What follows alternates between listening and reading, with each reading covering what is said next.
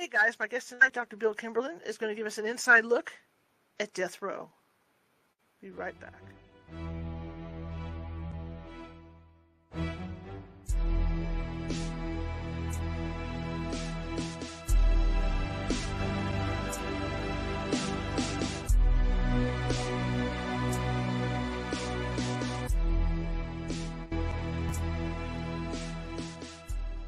Grab your popcorn and snacks. Find a comfy spot, take a seat or lie down, and let me transport you to a place of fantasy, ghost stories, ancient legends, odd creatures, alien encounters, and other magical topics.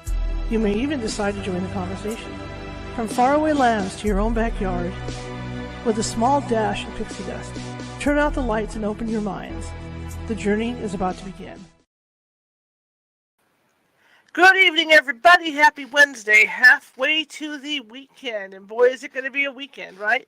First weekend of summer. Everybody's going camping, getting ready to do that stuff, going through your camping equipment, whatever else you have.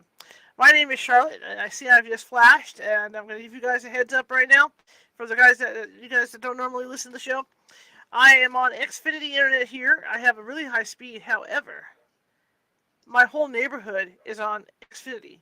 So when it's a big news day, we're going to have problems. So already I blinked, right? And when I blink like that and disappear, anybody that plays Mario will understand. When Mario falls off the cliff and he goes into nothingness or wherever he goes, that's where I go.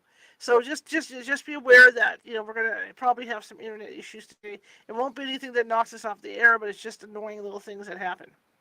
Anyway, welcome to the show. I've got a great show for you tonight. It's a little different than what you guys are used to, but, like I said, my real gig, I'm a retired photojournalist, and for 5 years I covered the crime beat for a daily paper. And so I'm really fascinated by things like tonight. Anyway, if you are watching from Facebook, before I get into that, get ahead of myself, I've got 2 events going on this weekend. On Saturday at 2 p.m. Pacific, I'll be teaching a Ghost Hunting 101 class, and that's open to everybody. And it's also a way for people who want to join my team, my paranormal team, to come on board. But it's one of those things where you have to take that class, or I won't have you on. I won't bring you on the team, essentially. So that's going to be Saturday at 2 p.m. Pacific. Check out our California Haunts meetup page, California Haunts Paranormal Investigation Team meetup, and you can see the event there. On Sunday, I think it's 3 p.m., I'm going to be not so much teaching, but I'm going to be leading several meditations. And one is to go to your spirit library, one is to meet your spirit guide, one is to find your spirit object, one is to find the message that the spirit guides leave you, and the other one is to meet your spirit animal. So if that sounds like something you want to do, it's pretty cool when it happens. People come up with some really cool stuff and stories. If that's something you want to do, again, the California Haunts Paranormal Investigation meetup page. Tomorrow, I will be running the show on my own. So we're going to be taking stuff out from the files of the California Haunts Paranormal Investigation Team. So we'll be talking about different investigations. We talked about poltergeists on Monday. I'm going to talk about some poltergeist cases that we had, in addition to other types of cases and how we dealt with them. So that'll be something to watch tomorrow at 6:30 right here.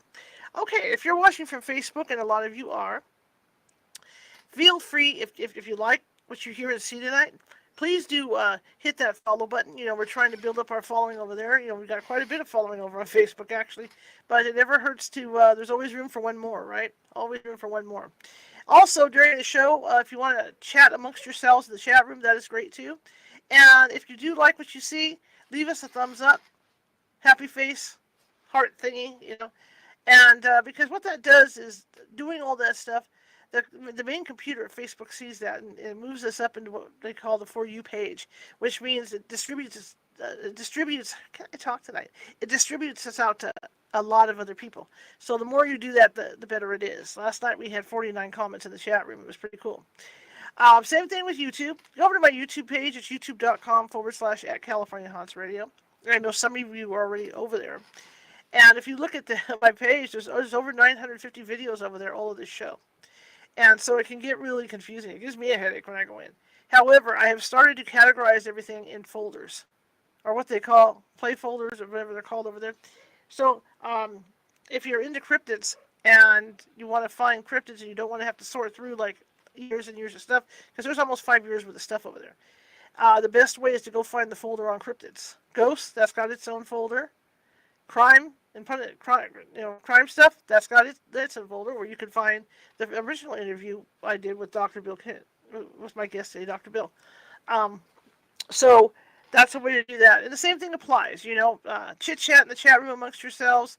Leave us a happy face or a thumbs up or whatever, and that will put us further out in FYP. And that works for all the rest of social media. TikTok, Twitch, all that good stuff. TikTok, you got to double tap that screen for me. All right. I'm excited about my guest. And did I forget anything? Oh, yeah, the spiel. I am the owner of the California Haunts. Thank you. My producer's yelling at me. I am the owner of the California Haunts Paranormal Investigation Team. We're 45 strong up and down the state of California, which means if you have a paranormal need or you think you do, we can get to you. It might take us a couple days. California is a big state, but we will get you. And in the case that we can't get you right away, we do have mediums on staff who can phone you and talk to you about what may or may not be going on. And in most cases, if there is activity, they can simmer it down for us before we get out there. And it usually doesn't take more than 2 or 3 days for us to respond. Because, like I said, we've got people all over the state. One last announcement, and then I'll shut up and we'll get the show going, is I want to thank Karen Clark, my producer, Karen Clark. She stopped by. I was on the phone talking to a client, and I couldn't answer the door. But she stopped by with a goodie bag from Walmart. So thank you. I just wanted to let her know because I know she's listening. All right, without further ado, my guest has been on before, and we had a great discussion about his book, and we'll probably be talking about that tonight. But tonight, it's like you see this stuff on TV, like the shows like Oz, and you see the Discovery Crime Channel or whatever that's called, ID Discovery, right? ID Discovery, where they have all those crime tales and everything, and they talk about prisoners and whatnot. Well, Mr. Kimberlin has seen this stuff firsthand, so we're going to be talking to him about that and get some insight. And the prisoners on death row have left him and have given him gifts, interesting gifts, and he's still getting gifts from some of these inmates. So let's bring him on, talk to him, get some background, and we'll get the show on the road, and we're going to talk about death row. Welcome back. Thank you for having me. It's an honor, and I tell you, the work that you do sounds so much more interesting than the work that I do. So I don't know. I guess that's the crime beat reporter in me. You know what I mean? It's just if I didn't live in Florida, if I was out in California, I would join your paranormal team. So. Absolutely. We need people. But thank you for having me again. It was great the first time. I'm hoping this time is even better, and I hope your guests have a lot of questions because I'll answer anything that I can. Absolutely. Okay. Well, to start off, for the people that don't know who you are, let's hear your bio. So a little bit about myself is my background is in criminal justice sociology with bachelor's degrees, master's in counseling, doctorate in psychology. Taught for a number of years at the college level. Always wanted to be the type of college professor that taught knowing about the subjects, not just out of book smarts only. So teaching in the abnormal psychology, social psychology fields, a lot of the same questions would come up about the highly contested, debatable topics that we still see today. And this was 20 years ago. So the legalization of drugs, the gun laws, the abortion rights, and then, of course, capital punishment. I traveled to other countries, so I knew a lot about the different drug laws. Grew up hunting, so I knew everything I needed to know about the gun laws. I counseled females out of abortion clinics and been to them, so I knew a little bit about those. But I really couldn't answer a lot of the questions without going to death row myself firsthand in order to see what the process was really like. So I intended to do that maybe once or twice so I could report back to the students and go from there. But, like a lot of other things in life, it kind of sucks you down that rabbit hole. And one of the first people that I had met, face to face, was scheduled to be executed. And he said, "Hey, you want to watch me die?" Hence the name, the book, Watch Me Die. And then the second one, Last Words from Death Row, Watch Me Die. I said, yeah, sure. And it just mushroomed from there. So originally I started in Ohio. Then I started going to California and then, to Florida. And now I have inmates all over the country Mm-hmm. on death row, males and females, federal, state death rows. I've witnessed multiple executions. I think I have 5 or 6 more that I've been asked to attend yet. Um, and then I decided to write about the process. And as you had mentioned to the audience earlier, they still do send me tons and tons of artwork and stuff that I wouldn't even classify as art, but they've sent me Mm-hmm. everything. Check the mail today, and there's a package in the mail today that's never been opened yet. So Wow. I'd be more happy to open it for you on there. And Sure. and again, I don't study the art itself, even Mm-hmm. though there's probably a lot of hidden messages in there. Mm-hmm. Sometimes they'll tape pictures to the back of the crime scenes. They'll do certain things like that. Whether it's made out of human blood, semen, you name it, they'll smuggle it to me. What I do study is I look at like this one today, that where the inmate paid $12.50 to have it Mm-hmm. mailed to me, and that's expensive in prison. And I Absolutely. get stuff from him on a weekly basis. I have over 3,000 pieces of art that I have to do something with at some point. Luckily, I have a great team I've been working with for some future projects, hopefully with Mm-hmm. Wise Fools Films, Caitlin Keating and Henry Roosevelt. They are the ones that were instrumental and filmed and produced Take Care of Maya. I don't know if you've heard that Mm-hmm. documentary. It's on Mm-hmm. Netflix. Mm-hmm.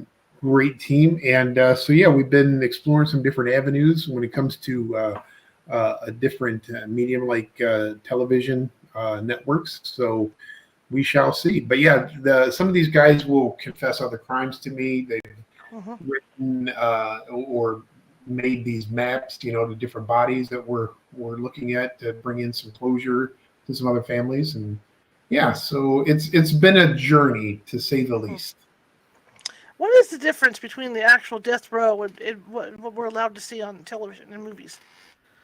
So when you see it on TV, whether it is on ID or 2020 Dayline, Netflix, Mm-hmm. whatever you want to call it, it appears to be very safe and secure. You'll typically see them shackled behind glass, Mm-hmm. um, where their hands and feet are shackled. You're talking through glass or on a phone, things like that. So, and a lot of times that's done for the purposes of the general public thinking that these individuals are locked down 23 hours a day out of the 24. They Mm-hmm. pipe sunlight in, they're letting the dog cage, for an hour a day, and that's it. No human contact. Well, the reality of it is when I go in with them, there are no handcuffs, there's no shackles. We get to freely move around. There's canteens we go up to. Like down here in Florida, there might be myself and 24, 25 other death row inmates, walking around at all times, getting their pictures taken, getting frozen pizza, ice cream, whatever you want for hours and hours. Play cards, do whatever you want. Um, California was a little different when death row was only in San Quentin.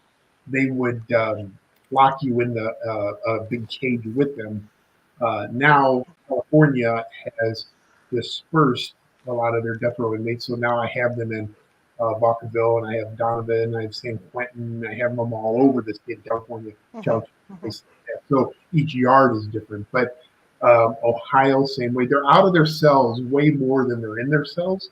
Mm-hmm. A lot of freedom. They have a lot of access. So I'll average, maybe 20 phone calls a week minimum from death rows, Mm-hmm. emails constantly, letters constantly, the art, you name it. They have access to everything. So, Mm-hmm. uh, so it's not like you see on TV. And I'm assuming that if and when we get to the stage of filming, if it's going to be in prison, you'll see them behind glass and shackled. But rest assured, when I eat with them and drink with them, and everything else, there's nothing like that. I know. I was a big fan of the show Oz for years, Mm-hmm. and I remember as a newspaper reporter, the first time I had to go to the county jail to interview somebody, and how it was kind of scary because of what was shown on us, and so even when you're walking down that orange line, down the hall, Sure. and they're staring at you and whatnot, even though they're behind glass, it's still kind of unnerving. And I remember interviewing the gentleman, like you say, behind the glass, sitting in a chair, and the phone thing going on, but it's a real feeling, walking through there even. It's interesting you say that because when I go on to death row, and I've been told this before, so the inmates will tell me because I have a lot of respect for them. People ask me, Mm-hmm. how do you do this? This guy killed 50, this killed 90, this one killed 3, and raped and murdered and everything else. But I show them a lot of respect. They show me respect in Mm-hmm. return simply because they have told me flat out the guards will let anybody in on death row to visit. We Mm-hmm. determine if you get to go home or not. It's their house, their rules. So I play by their rules. And knock on wood, 20 years later, I'm still alive and haven't had any threats against me or feeling of unease other than once just before an execution is all. So. Mm-hmm. Very interesting. Um, like you said, when you meet with them, and I guess they have to sit there and really think about what the eventuality is for their lives. Mhm. What are these guys like? Are they do they joke? Or are they nice as can be, or are they very thoughtful about things They're very because of what their future holds? they're very calculated. It's Mm-hmm. rare that I come across any serial killer or mass murderer that doesn't have intelligence of some sort. Mm-hmm. Um, every one of them is different, but I will say that the one common denominator that, and this I've said over and over before, is they're dangerously normal, Mm-hmm. especially the serial killers, because they wouldn't have been so good at their craft of killing and raping and everything else if they weren't normal in the sense of blending in. Mm-hmm. Um, we do joke. We do. I learned, and again, these are a lot of things that I had to learn firsthand. Is you don't go right in and sit down. It's not like you see on the criminal minds aspect or anything like that where you're writing everything Mm-hmm. down. Um, I talk to them. I don't talk down to them. I don't talk at them. I listen more than I talk because the least amount of questions I ask them, the more they tell me. Mm-hmm. Um, we'll joke about. Typically, I'll ask about the weather, the politics inside and out, and everything else until they get to the point where they want to start talking about their case. So Mm-hmm. there's a lot of time that's invested. Just getting to know one another and developing that rapport and that trust. Some of these guys I've been dealing with for years and years and years. I mean, some of them maybe 10, 15 years, other ones, and I do have some high profile ones, but I also have some that's never been, probably nobody's ever really heard of other than, Mm-hmm. unfortunately, the victim's family's dead. But, the people like the Scott Petersons and Charles Ings and people like that I deal with on a regular basis, it took a long time to build a rapport of trust. So, the last thing you want to do is just get right into it and say, why'd you do what you did? Um, Mm-hmm. so, it took a lot of learning, sometimes the hard way. Other times it was, the educational aspect of from the counseling and the psychology of not letting them see any emotions from myself because I want to exhibit a Mm-hmm. lot of emotions. Um, Mm-hmm. and also to have that the ability to listen more than I talk. Mm-hmm. So that usually works best for me, anyways. I can't speak for others, but I Mm-hmm. will say that the one thing that typically they're afraid of is to be forgotten. Mm-hmm. Most of them are not really afraid of the execution itself because they have these phantom dates given to them for many, many years, where Mm-hmm. they're saying, we're going to execute you on this date, but they know it's not going to happen. And then finally, as that date grows closer, the appeals have been exhausted and they've went to their, their final hearing, clemency and everything else, and has been denied. Then it gets real. Mm-hmm. So, and then that's when they lean on me a little bit more. You mentioned Scott Peterson. That's really high profile. What is he really? Well, really like? We don't know. What is he like in there? Um, Let me see. How do I want to word this? Because he is. There's people that either love him or hate him, and again, I don't judge one way or the other. The Innocence Project of LA has taken over that case, and I'm the type of individual that I don't pretend to be an attorney.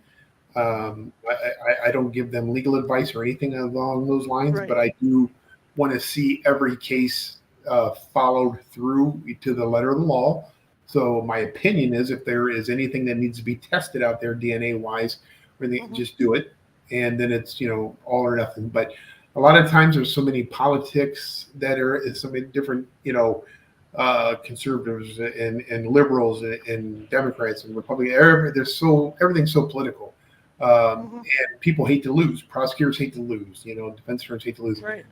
So the prosecution of the states will fight just as hard not to have evidence admitted or have a hearing scheduled, just like the defense attorneys will fight to have it. But he remains upbeat, but he's very cautiously optimistic. He never takes anything for granted. He knows that it's an uphill battle, and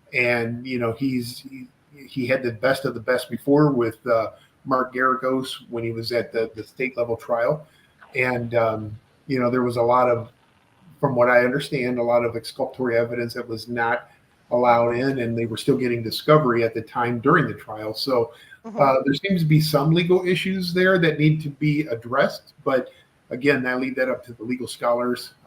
Myself, I just get inside his head and see what makes him tick. So, but very, very pleasant to talk to, very educated, a good sense of humor. He has stayed active in prison, working more on his education and degrees and things like that. So. Now, when you talk, like you say, you have to. Well, it's like me being a newspaper reporter as well. When you talk to these people, you have to really, kind of baby yourself in and corner yourself in a little bit so that they start relaxing more around you. Yes. Has there been anybody that you've worked with that really didn't want to say, talk to you, or are you pretty good at getting these guys to warm up? I would say the hardest one that I just finally gave up on was Anthony Solwell. He was I think they called him the Cleveland Strangler or something like that. I know he killed 11 individuals, dismembered the bodies, kept them in the house, things like that. And I was one of the first ones to interview him on death row. In fact, I had some questions given to me by the FBI the next time I would see him to ask him certain questions. He was very narcissistic. He wanted me to only focus on him. He did not want me to interview other inmates. He wanted the book written about him and only him, and I wouldn't agree to any of that. So, but yeah, it's a game of chess, and when you meet these individuals the first time, you're just really a pawn, because they're the master of their domain. They're the king or they're the queen of that chessboard, and then over time, you move up ranks. So, and there's the little inside scoops and things like that you learn about them, just like they learn about you. So, you might graduate from being their pawn to, I'm also ordained. So I did a lot of weddings and everything in the state of Ohio. And that. So then they found out that, that I'm ordained. So then you might be more of a confidant where they can, in their mind, trust you more like the bishop or whatever. And then, as the execution process gets closer, then they want you to be their knight, in shining armor. What can you do to help me out? And finally it gets to the end of their game, and it's a checkmate for them. But they like to be in control, and you just have to have that ability to let them think that way, and again, I just don't judge them. I'm not there to judge them. Like you would know, as a reporter, you got to be fair and balanced, and you just have to report on whatever it is, and not take sides. Again, these individuals have never done anything to harm myself or my family. They've killed a lot of other people, but I'm not there to get retribution. I'm not Right. there to drag them through mud or anything like that. Mhm. I am there to learn from them as much as humanly possible, so I can give that knowledge out to other people, so they can have the ability to make educated decisions Mhm. on whether they are for or against the death penalty, whether or Mhm. not they like or dislike this individual. But it's time consuming. It's mentally draining. I'm sure it But is. it's something that I've chosen to do, and I've kind of become really good at it. So I've stuck with it. I was just thinking about, my father always had the saying that everybody in prison is innocent. Because Everyone is, yeah. everyone's innocent.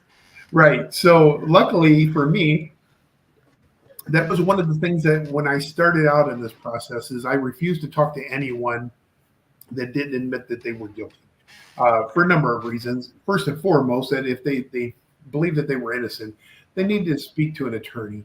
Mhm. They need to work their case that way. I was there to learn from them from the psychological aspect of the criminal mind, and still Mhm. am to this day. So, and I was shocked to find out that none of them had any problem admitting that they were guilty. And then later on in life, they would admit to more murders and then more and things like that. So, yeah, you have a few exceptions like Scott and a few of the others, but Mhm. um, they'll tell me certain things at some point, and like he has, and in the back of your mind, you develop a certain opinion one way or the other. I just never, I don't put it in any form of writing or verbalize it. So that's something between he and I for right now, and we Mhm. have a very good working relationship. So. As you get closer to the day, and I know there's a lot of false calls. I mean, you can see it all the time where, like you say, it's that floating execution date because Sure. they're always getting pulled and all this. But as they get closer to that date, what do they like to do? Their personalities change? Are they calmer or? So the executions that I've attended in Ohio, the 3 or 4 that I've been in Ohio, I can explain their process like the back of my hand because I've been to so many of them, and I've been to them where they've stayed them as well. But once they get that date, after the clemency board has ruled against them, they denied clemency. Then what they do is they will move them for 30 days into a separate pod.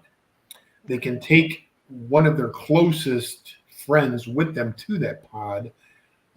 They consider it suicide watch because, again, the state will do whatever they can to keep you alive in order to kill you. Mhm. So that 30 days you're set on a separate pod from anybody else. Mhm. About 3 days, 2 days prior to the actual execution is when you have your 8, 9 hour visit, last meal, things like that. So we ordered one time. I think we ordered like $80 worth of Italian food delivered to the prison, and it was just the inmate who was walking up and down the death row, just he and I. The warden came in of the prison to check on him and check on us. He got a little irate at the time because he didn't he thought we should have other restaurants to choose from and things like that. So I had to calm him down. He was wanting to kill one more person to extend his um, execution date, which was going to be in a matter of 2 days. And I'm Mhm. looking around, I'm thinking I'm that only person, so I had to talk him off that ledge for my own benefit. Mhm. So yeah, they as it gets closer and closer, you can see a change in their personality. Then the Mhm. day of the execution, um, because they're transferred from the prison to the death house, about 3 hours away or so. Um, and then they're put in the death house over there, where the last 24 hours, every single thing that they do, whether they get up, brush their teeth, use the restroom, whatever, is recorded. So it is transcribed and recorded. And typically, I will see them one more time in the death cell, which is wide open, kind of like a Hannibal Lecter looking thing, where there's 3 guards in front of them at all times, and everything's wide open. Bed, toilet, little desk. That's it. They can use the Mhm. phone as much as they want, and stuff like that. Um, but when they make them walk to the execution chamber, it's almost like a deer in headlights. I've never seen anybody resist. I've never seen them where they had to be carried or Mhm. kicking and screaming or anything like that. But I think in their mind, it's still not really going to happen. It's like a deer in headlights. They make them hop up on the gurney and before they strap them down and everything else. So it's very surreal. I get a lot of people telling me all the time, "Oh, I'd love to go. I'd love to go. I could do that in a heartbeat." It's like it's so surreal to watch another human being put to death in front of you. And it's not like you're in hospice or something. These individuals aren't suffering. That you're talking to them a half hour before, and they're fine. They can communicate. They can do whatever. And then next thing you know, they're going to be put to death. And all of them have been lethal injections, but all of them have been different methods of lethal injection, and none of them are easy. It's not like putting a dog to sleep or anything like that. So. Now, as they get to that point, where they're going to be executed, are they more apt to talk about the crime? The closer they get, or are they still kind of closed-mouthed about it? I'm innocent. I'm here. No, because typically they have told me everything all the way up to that point anyway. So none of them have ever shown remorse either, but none of them have ever denied it. They. So it's not like it's a deathbed confession. When they go to that death chamber, they've already confessed everything to me anyways. And their thing is they don't want to be made out to look weak. So a lot of them will act really tough on the road before they get transferred to the suicide prevention watch, for 30 days. Some of them will deny wanting to even go to their clemency hearing, because they're not going to beg for forgiveness or this or that. But the day of the execution, it's usually a different feeling. Yeah. What is one of the most things what is the most thing? Let me change that. That has made the most impression on you in doing all this? I think that what shocked me the most, two things that have shocked me the most would be the amount of access and freedoms that they have on death row compared to what I always thought they had, meaning they have access to shopping click lists, whether it's walk-in horse or secure package or whatever. So people can order them, like you would go to Publix here or Kroger's or whatever the, Winn-Dixie's or whatever they are. Anything that you order at your house, they can order too and have shipped in a big box. So meats and cheeses and, Hostess cupcakes and everything, name brand and all. They have tablets, so they can email constantly. They have televisions. They have, access to a lot of money on death row because people will pay an exorbitant amount of money depending on if they are high profile or how many people they've killed.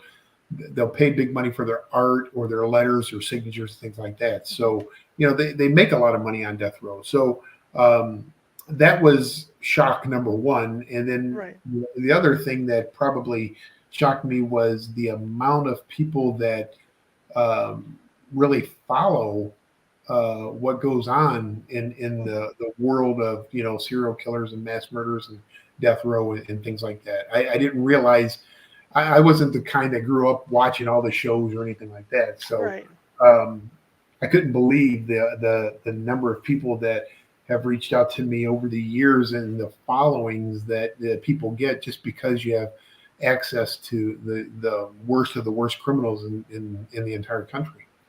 When you went in for the first time, let's kind of go back in time. When you finally got permission to go in for the first time, what was that like? Well, let me see.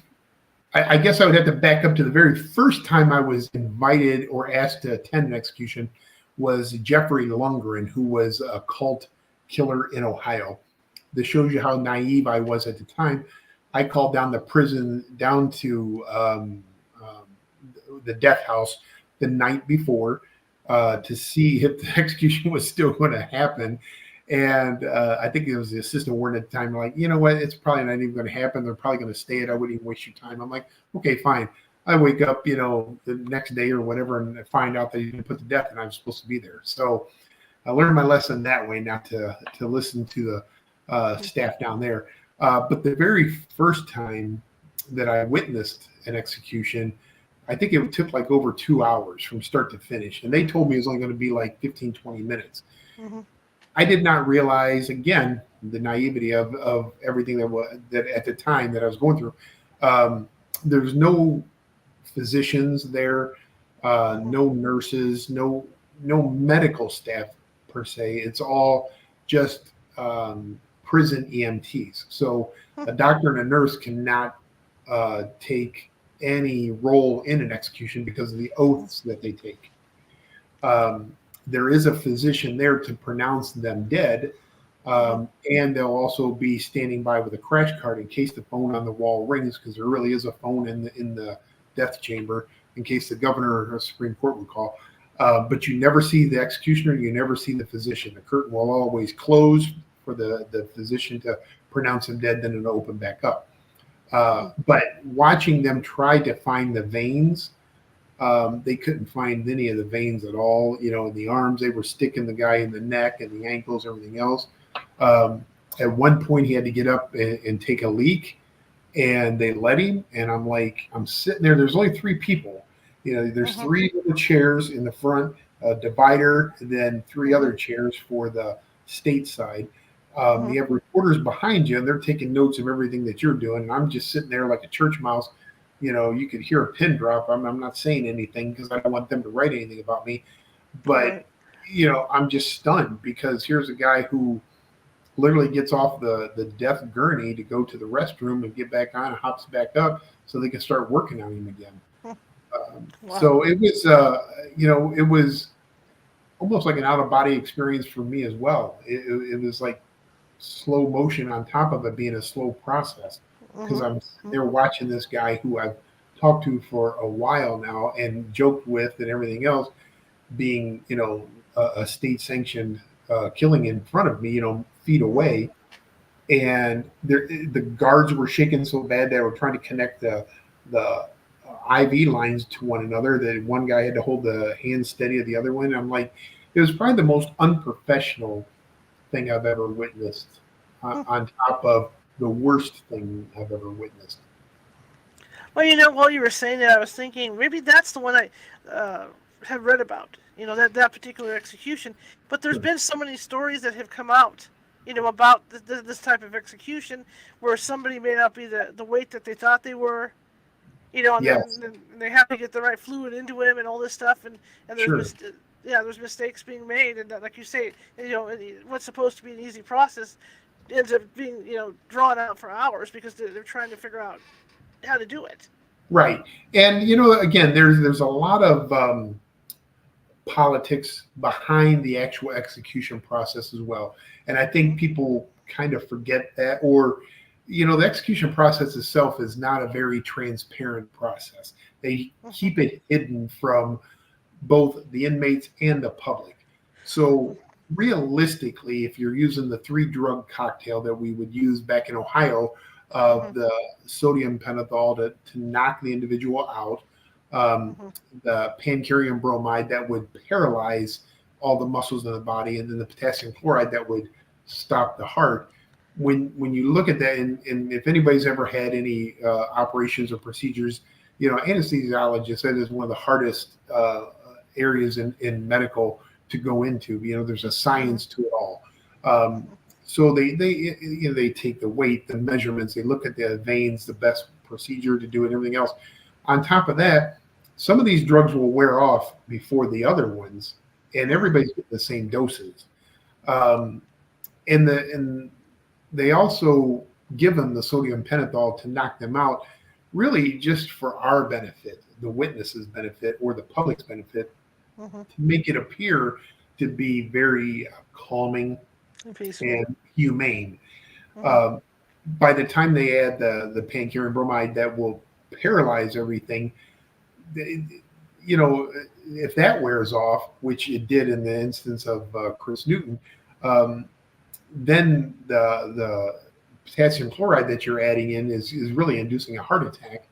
But the body's natural defense mechanisms kick in, so you can hear them gasping and fighting it, and the convulsing and things like that. So it's it's not an easy process to watch. Now, you said earlier that you had been to San Quentin. Um, was it early enough time where you were able to witness the other type of execution that they would do over there? So it depends on the state. So California hasn't executed anybody for a number of years, Uh-huh.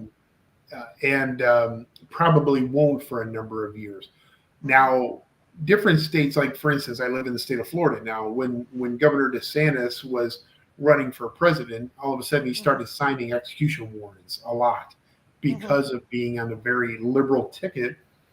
Typically, that ticket is a big proponent for the death penalty. So when the previous administration was in the White House, they had the most executions on federal death row ever in 1 or 2 years. One of them was mine that I was supposed to be at, but COVID prevented it. She was the only female on death row federal wise, and the first one executed in 70 years, Lisa Montgomery. But now states have gotten to the point where they have backup methods. So there's a couple states like South Carolina that have introduced the firing squad back into it as a backup method. There's also the nitrous gas or the nitrogen gas that they just used, I believe, maybe in Alabama or one of them, and it has another one coming up. I have one that I'm supposed to attend who has chosen the electric chair. And I, again, not looking forward to it, but that's the one that he has chosen to be put to death by. So different states, they have different methods. Typically, the lethal injection is the catch-all for the ones that that covers all of them that had the death penalty. But a lot of states now will have a different backup method that they can choose as well. Interesting. You mentioned earlier that they have a lot more freedom than people think they do. Yes. And when compared with a regular prisoner, how much freedom is that? So if you're thinking general population wise and death row wise, when you see on TV general population, it's a very loud, very closed environment. It's overcrowded. You have 2, 3, 4 people to a cell, if not, a ton of pods, depending on the security level. There's a lot of fights or stabbings. There's all kinds of stuff going on. You go to death row, it's much more quiet, organized, calm, and for the most part, everybody gets along. So you put somebody in that has raped and killed children, for instance, the child molesters, they call them chomos in there. You put them in general population, they are not really ever going to sleep well at night because at any given moment they could be attacked and probably will be attacked for as long as they stay in that. Death row, they've all done that just about. They're all rapists. Every one of them are murderers automatically. They've done things, whether they're necrophiliacs or pedophiles and everything else. So they live amongst one another, and it's a very controlled, organized environment for them to live in. So they have their TVs on their separate pods. They're out during the rec time. It may be a few hours, 4 hours a day or so every other day, but they have single showers. They have, TVs all the time. Their doors to their cells are open all the time, so they can always go back and forth to other inmates' cells if they want. So very clean. Again, I've never seen anything on death row that I guess what really shocked me is how clean and quiet it really is there compared to general pop. Now, does the prison monitor what they're watching on TV? Yeah, sure. They certainly, have limited stations and things like that, but they have, their tablets, MP3 players and all that. They can order music, download as much music as they want, listen to all that stuff. They try to keep an eye on what's sent into them so they don't get pornography and everything. Excuse me.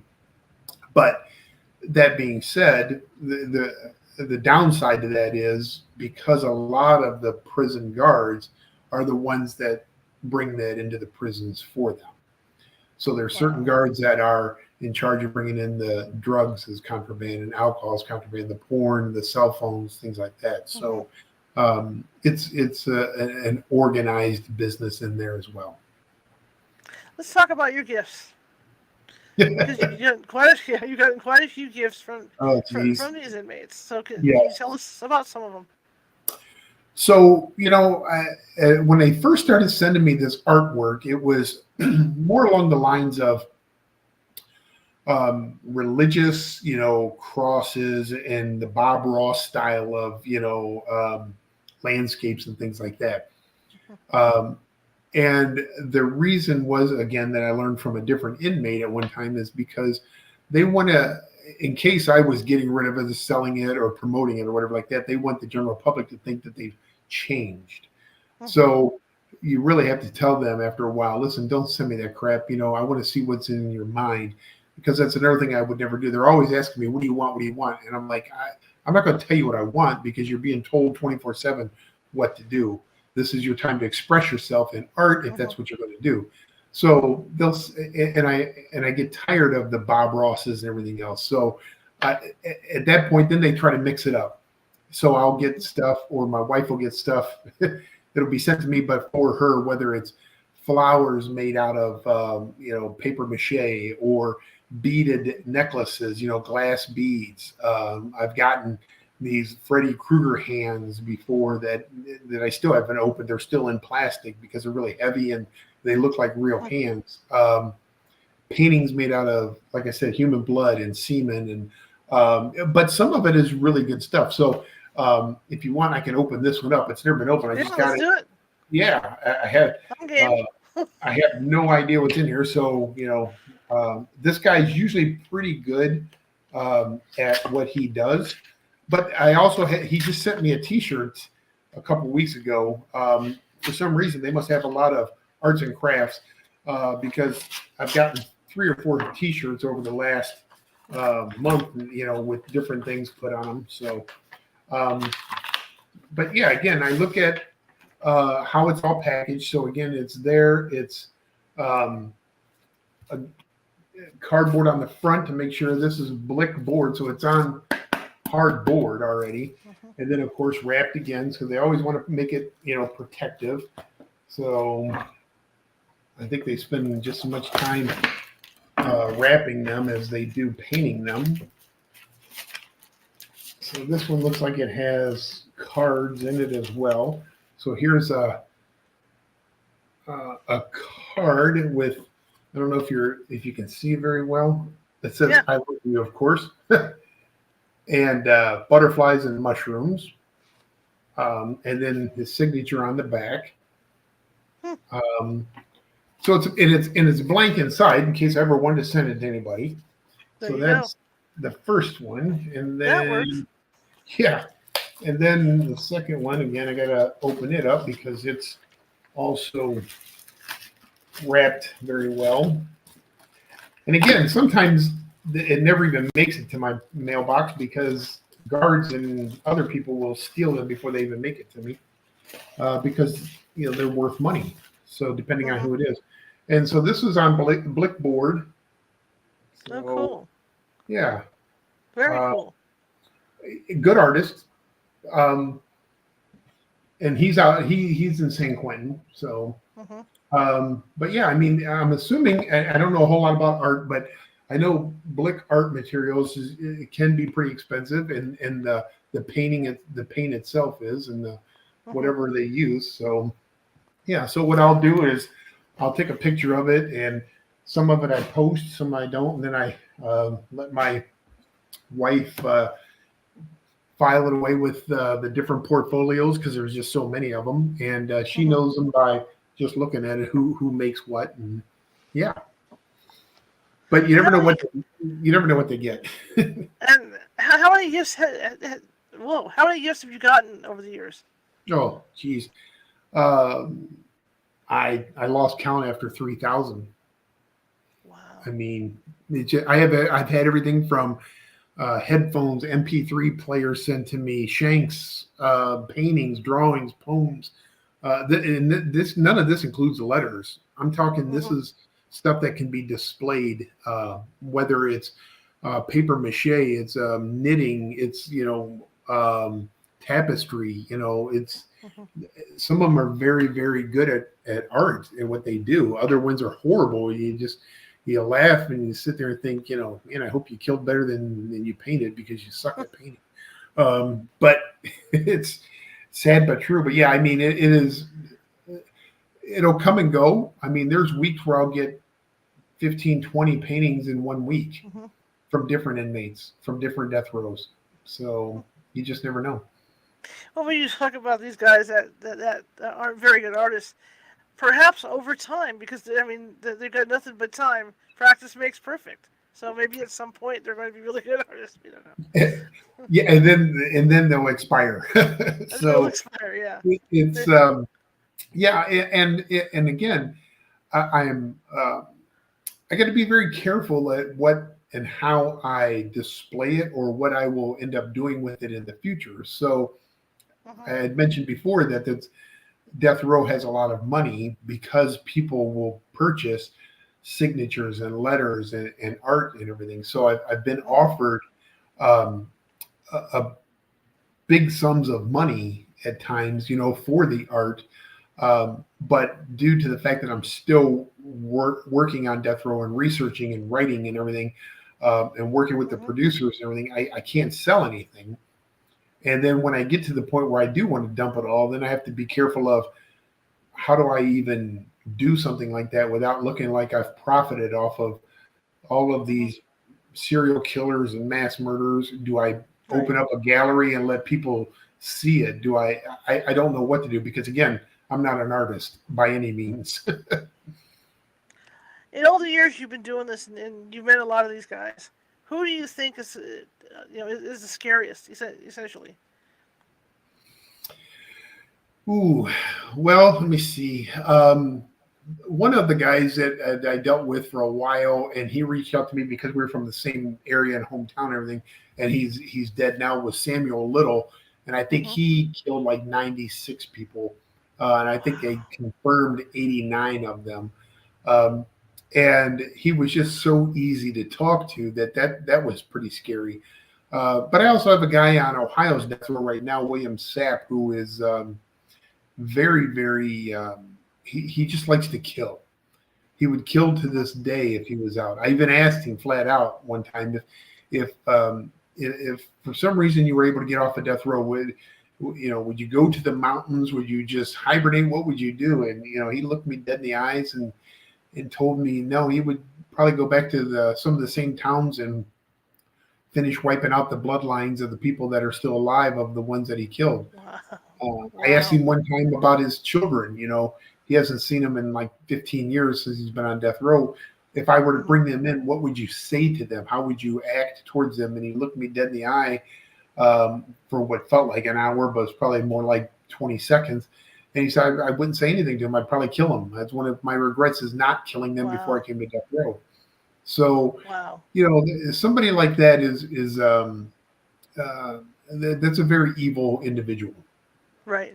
Right. Absolutely. And speaking of evil individual, there's one particular inmate. I don't even know if he's alive anymore, but lived about 4 blocks from me. Richard Trenton Chase. Oh, I'm not familiar with that one. Yeah. Yeah. He would unalive animals Uh, and boil up their. He was a vampire, essentially. Geez. I'm just going to leave it at that because I don't want Yeah. the internet police coming at me for Right. being Right. descriptive. You But know. yeah, It, it not only was animals, it was humans as well. So I mean, yeah. and again, that's what I like to learn more about are the Hmm. individuals that what makes them think the way that they do from a Hmm. psychological aspect because Right. I guess we're all capable of it, but for Hmm. some reason they have that inability to have that empathy or that they have that lack of impulse control and Hmm. So like the Charlesings out there in San Quentin and places like that I've dealt with for many, many years. I think they killed him and Leonard Lake, maybe 25 people or something like that, videotaped all of them. So, somebody like that interests me because of the background. What drew you towards that, and then what kept you going? At what point did you say, was there a line that you crossed that you couldn't go back from, or was it some innate characteristics that was driving you that way? So, and I look at the personalities, and things like that. Yeah, and to look at the background, like people like Edmund Kemper, even his background. Right. I mean, that guy was, living with his grandmother and this on, and he had people in the trunk, and oh my God, you start reading about this guy, and he gains another one. Yeah. And, it gains another one. It's and there's a few of them that I never got a chance to talk to. The Jeffrey Dahmers, who's from my home state, Right. and so I knew a lot about him. But I have a lot of his stuff as well that has been sent to me. So I mean, I have I literally have case files, the actual cases where once these individuals are executed, then they've signed the cases over to me. I have some that are waiting to be executed where they've signed their bodies over to me, so they'll be cremated and they ship the body to me. So. And again, what do you do with that stuff? And it's not like I can say, no, I don't want your body, but if they're going to sign it over to me, they're going to sign it over to me. So that's just. So do you keep the ashes? Well, yeah. I mean, what else am I going to do? Wow. Yeah. I gotta go back to Ohio and go to your house. This is like the. Well, yeah. You might need to find out if there's a lot of spirits floating around. Because I've never gotten to the point where. Taking all the inmates that I've dealt with over the years and added up the body count, I'd be curious to see how many human lives have been lost to the people that I've talked to. Wow, hundreds. Where did you keep all this stuff? Did you have like a room in your house where it's just like, okay, this is inmate central, and here's all the gifts, and here's. It is horrible. So yes, there are rooms in my house. In fact, we're at the point now I have to get a storage unit. Because it's taking up closets underneath the beds, in totes, jammed in portfolios and in dressers, and it just yeah, it's bad. So Just off, reaching out, out of the air. Was there ever an inmate that was set for death row that ended up not done, not being executed because they found out they were innocent? None that I've dealt with, other than obviously Scott Peterson was taken off of death row, right? So and I still have stayed in contact with him. About every 2 weeks I talk to him, only because we've known each other for so many years now. So I still follow his case, and he still lets me in on the inside of stuff that's going on ahead of time. So. And I'll be honest with you, it's my own greed, I guess, because I'd like to watch the news to see how far off they are from reporting it based on what I've been sent or told by him. So, but yeah, I mean, other than that, no. I mean, I had one guy that survived an execution where they pumped all the drugs into him and missed all the veins in Ohio, and I wasn't there present for it, but he was one of mine. And they ran out of drugs, so they had to call the execution off. And then, they had to proceed to see if they had to reset the execution date, because there was this big myth of, he survived the execution, therefore they can't kill you again, double jeopardy and all that. And it's not like that at all. The state, when they sentence you to die, they sentence you to die. So they had to reset the date and everything. And then he ended up passing away from COVID. So. Wow. Yeah. And how many times a month do you go to prisons to talk to these guys, or are you on the phone with them? Like you mentioned, Scott Peterson calls you. Oh, geez. If I look at my phone, and I don't know if you'll be able to see it or not, just to give you an idea of, you probably can't see it, but I have 58 messages from Florida and California and Ohio's death row right now. Wow. voicemails. So um, going to the prisons, it's about a 3 hour drive from where I live in Florida up there. Uh, Mm-hmm. I try to get up there as much as I can. When I went out to California to San Quentin, I tried to set up the visits, where I could see one back to back to back, to get, Mm-hmm. when I could. Ohio, I went all the time because I lived close enough and I could schedule the visits, 4 hour blocks. Mm-hmm. Uh, they would like me to come more often, but it's just draining. Sometimes I will ignore the phone calls, the emails, and the letters. I might take a few weeks off, and then they start worrying about me. What's going on? How you hope you're doing okay and everything. And again, I look at it from a psychological aspect of you didn't care about the 10, 20, 30, 40 victims that you Right. killed. Right. Why are you so worried about my health? So Mm-hmm. those are little mental notes that I make and jot down and write down about how they respond. And they just don't want me to forget about them. That's all. Very. This is really interesting to me, because like I said, I have come in contact, via my work with prisoners. No one on death row, but for Gen Pop prisoners. And it's my experience. They're very talkative. And I think it's because they don't get to really talk to somebody on the outside. Right. So I think they're more than willing to talk to people who are on the outside. So this Right. is interesting that you get all these calls. It's like you said, they appreciate the fact that somebody like yourself or myself is not judging them at all. So Mm-hmm. they can actually talk and will actually listen. Mm-hmm.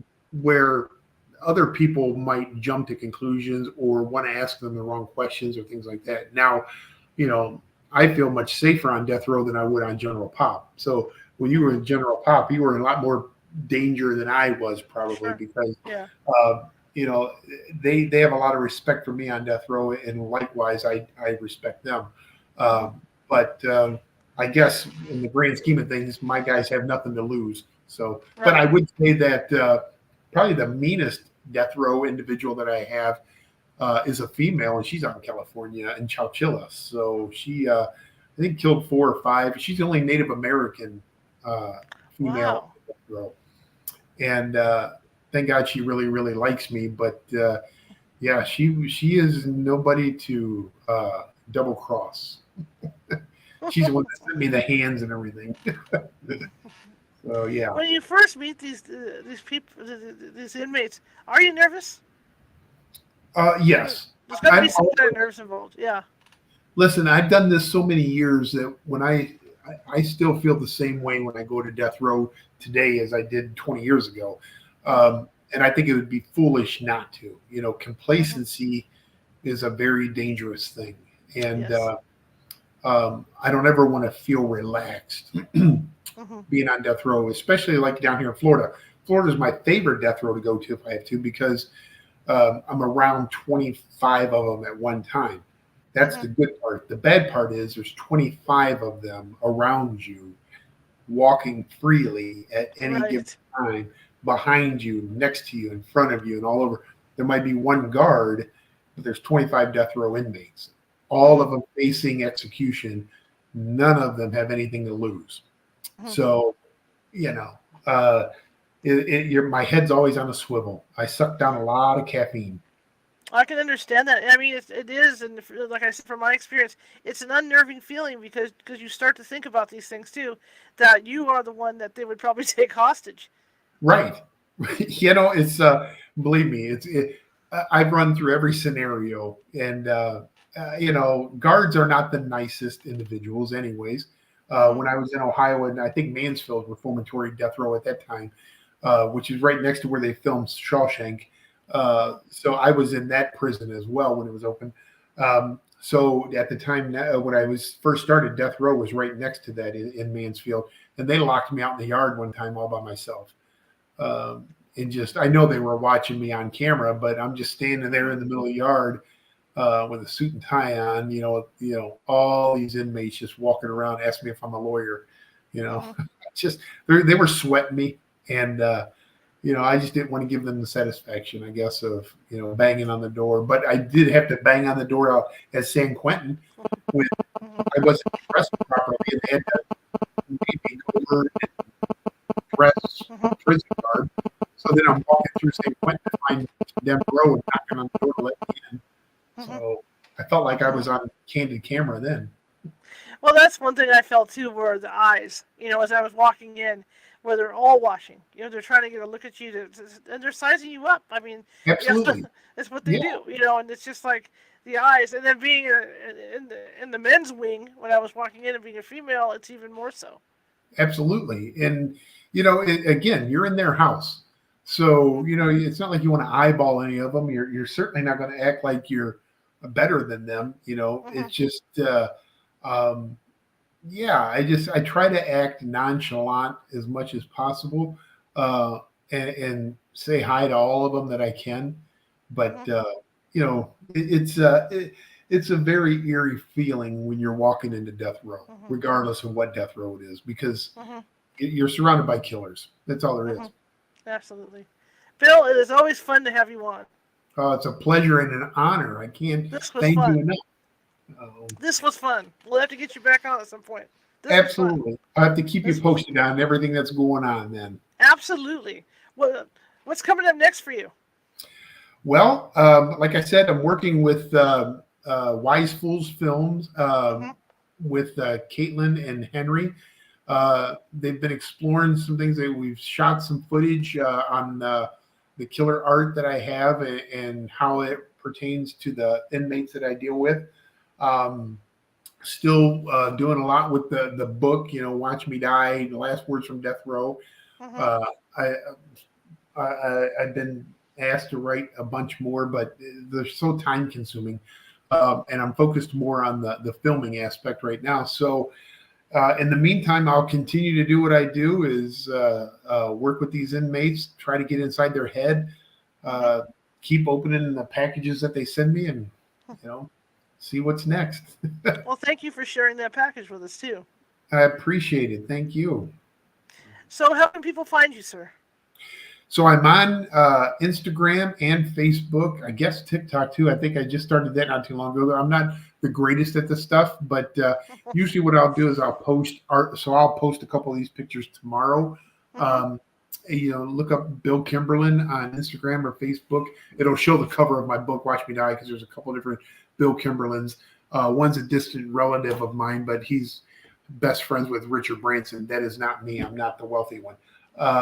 And they can email me. They can, instant message me if they have any questions on anything. I never put the names out of the individuals that did the artwork because I don't like to glorify them by any way. But sometimes, people will send me an instant message or email me and say, hey, who did that one? And I'll tell them because I just don't want to publish the name of them. I don't want to give them that type of platform out there on social media. Right. Absolutely. Out of respect for the victims' families. Absolutely. All right, Bill. Well, thank you so much for coming on. Thank you. I appreciate it. Have a great rest of your evening. It was fun. Thank you so much. All right. You take care now. All right. You too. Bye-bye. Bye. Okay, yeah, it's always fun to have him on. It's always interesting to hear about these stories, especially with my 5 years, covering that crime beat and actually going out and having to go into jails and stuff. Okay, tomorrow I'm going to get the show set up so you guys look forward over at the meetup. It's going to be me. Like I said, I'm going to pull some files from investigations that California Haunts has done over the years, and we're going to talk about different things like poltergeist activity and different types of ghost activity and things like that. So it should be an interesting show tomorrow. I'm going to try and pull up some EVPs for you guys that for you to listen to. I've been tired, man. I was up super early today, and so be aware of that. That'll be at 6:30 p.m. Pacific tomorrow. And again, remember, there's going to be 2 events this weekend coming up. I'm going to be teaching Ghost Hunting 101 on Saturday, and then we'll be doing the meditation thing on Sunday as well. I mentioned last night that I'm looking for sponsors for the show, and I'm going to be getting more information out about that. I'm just starting to dig into that, and I want to give you guys good packages for the people that want to sponsor this show. I want to have some real nice packages, right? It's just not just you throwing cash at me to sponsor. It's me providing extra stuff for you as well.